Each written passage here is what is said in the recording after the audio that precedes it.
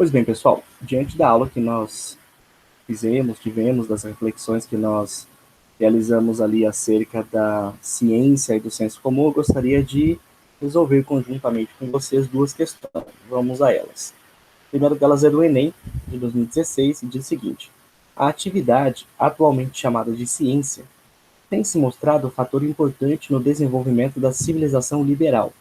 Serviu para eliminar crenças e práticas supersticiosas, para afastar temores brotados da ignorância e para fornecer base intelectual de avaliação de costumes herdados e de normas tradicionais de conduta.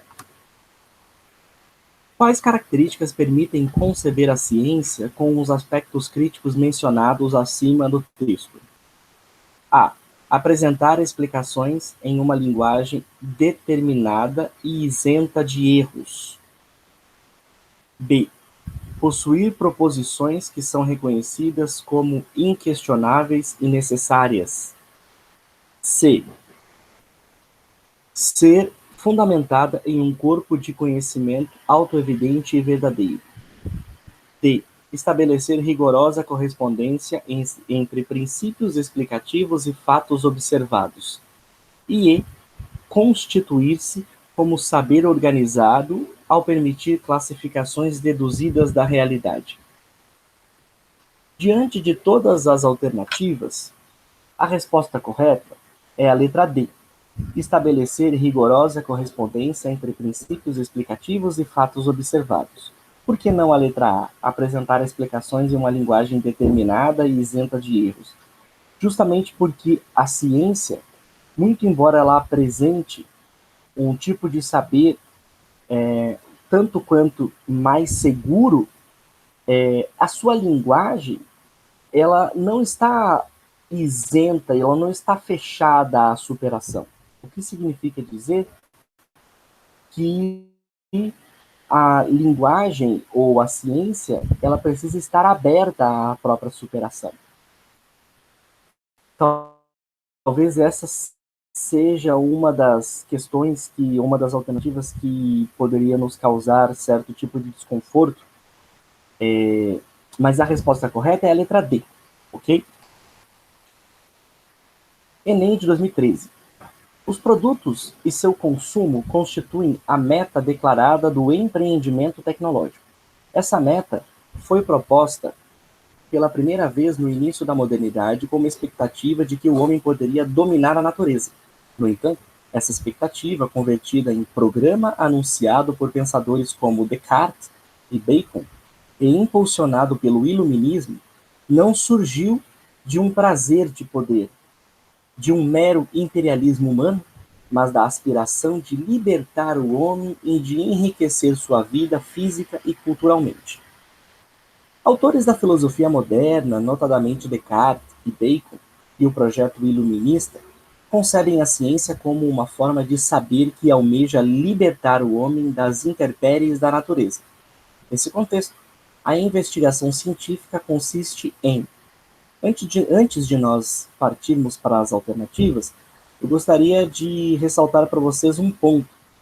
Percebam que a questão, ela traz, tanto no seu escopo, no seu fundamento, quanto na proposição, antes de alcançar as alternativas, ela se refere a dois pensadores chamados Descartes e Bacon.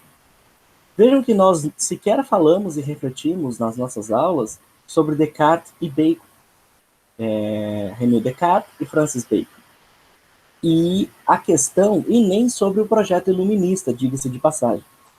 A questão, grosso modo, poderia mostrar a vocês, ou fazer com que vocês acreditem que talvez vocês não consigam responder porque não sabem ou não viram nada de Descartes, Bacon e do iluminismo.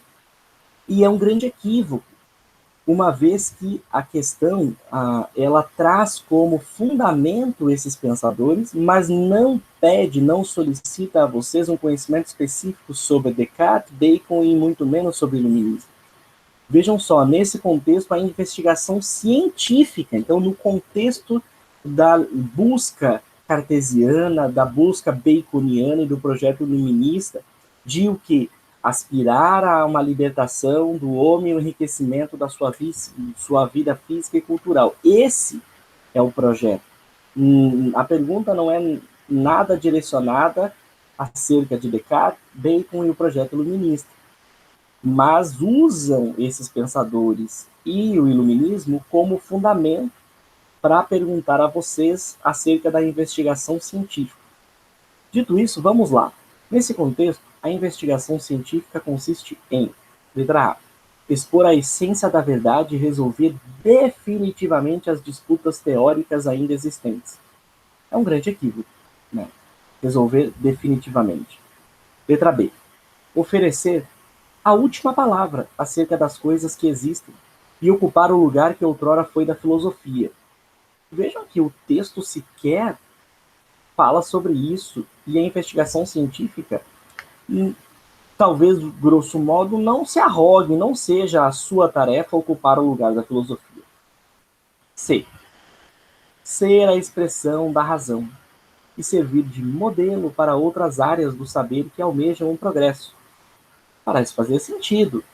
A investigação científica consiste em ser a expressão da razão e servir de modelo para outras áreas do saber que almejam um progresso. Vejamos a D e a E.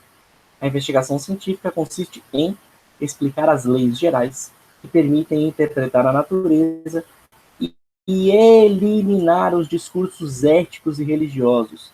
Será a tarefa da ciência eliminar os discursos éticos e religiosos? Certamente não. Letra E.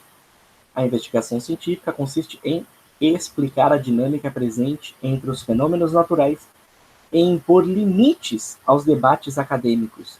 Será essa a tarefa da ciência? Claro que não. Então, é a letra C. A investigação científica consiste em ser a expressão da razão e servir de modelo para outras áreas do saber que almejam o progresso. Letra C, como a nossa alternativa correta e única alternativa. Ok?